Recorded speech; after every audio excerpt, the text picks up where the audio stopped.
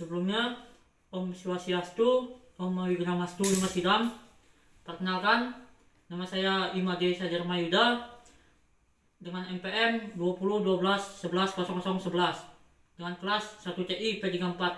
Pertama-tama, marilah kita panjatkan puja dan puji syukur kehadirat Tuhan Yang Maha Esa, yang mana saya dapat menyampaikan dharma wacana kali ini yang bertemakan bahagia itu sederhana.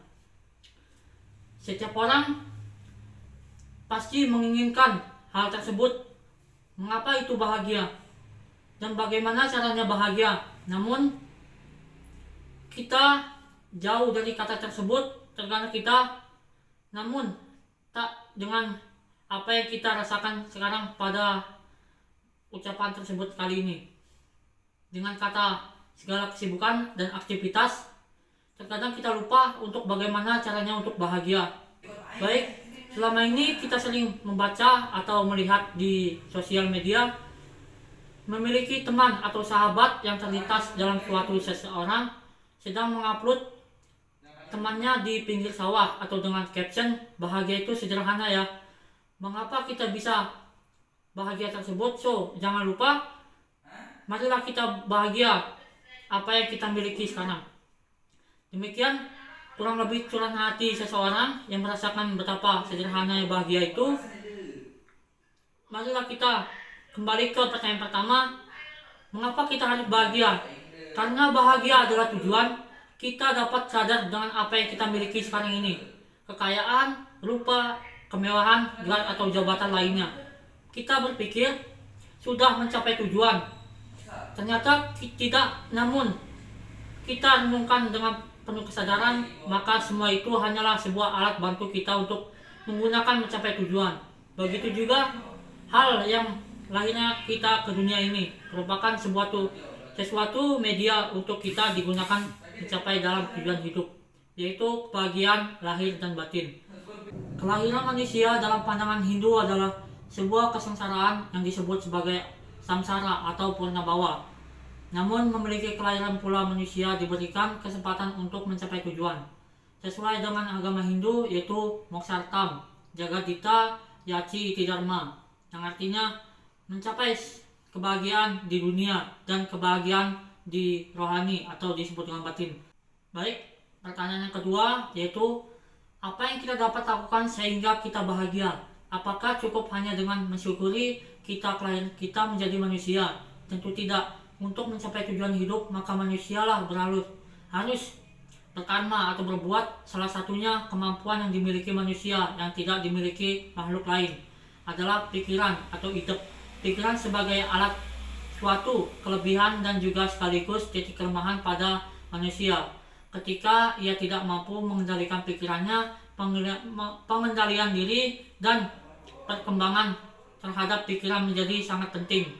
Hal ini dapat dilatih melalui tapa, yoga, dan samadhi. Oleh karena itu, agar kita dapat merasakan kebahagiaan dalam hidup, maka pikiran harus senantiasa disucikan sebagai kita akan mampu berbicara dengan baik dan akhirnya pun kita dapat mampu melakukannya perbuatan yang jujur dan baik. Demikian untuk meningkatkan kualitas kehidupan kita di bumi ini, maka kita dalam Bhagavad Gita agar dapat menentukan 6 hal yang disebut dengan Sat Anu Darsanam. 6 kelemahan itu kalau tidak ditentukan dapat menimbulkan penderitaan. Yaitu yang pertama itu ada jama, ada pertiu, ada jara, dan wiadi. Yang kelima itu ada duka, dan terakhir itu ada dosa.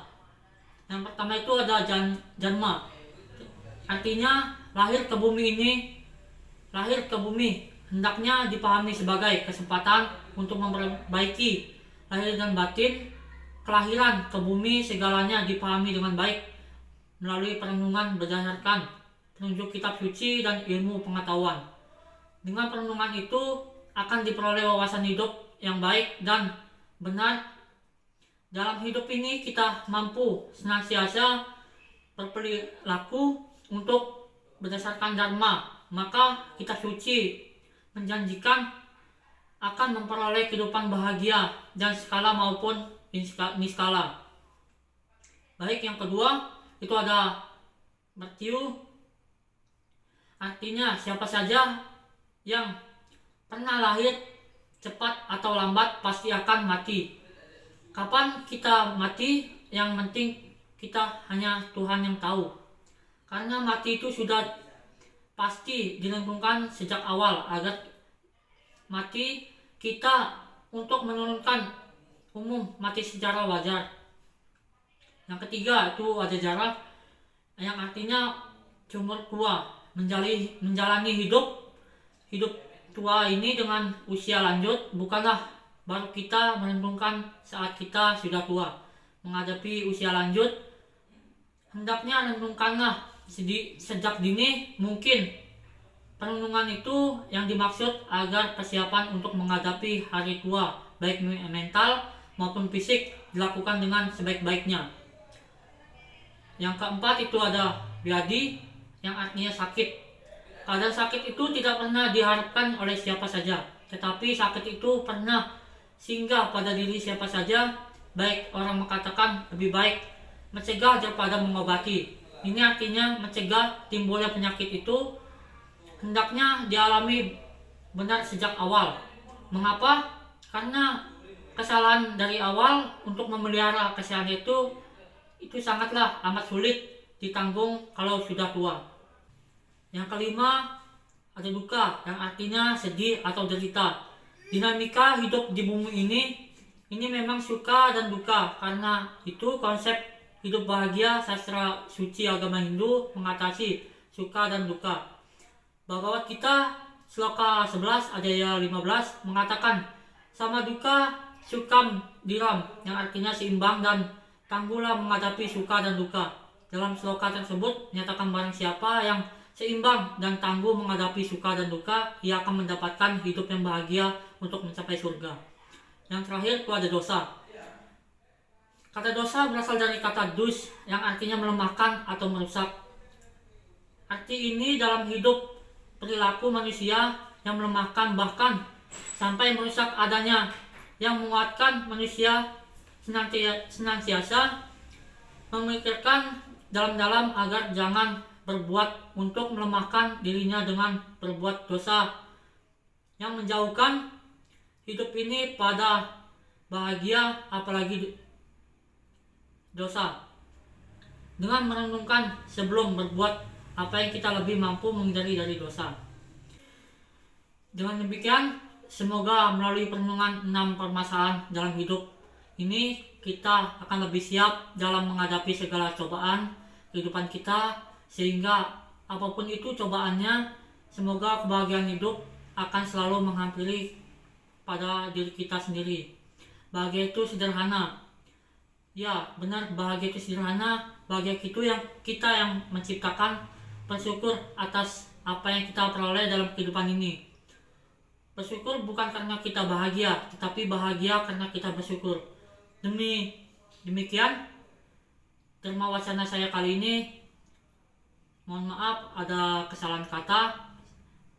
Mohon ampun pada Sang Hyang Widi Wasa. Saya akhiri dengan Parama Santi. Om Santi Santi Santi.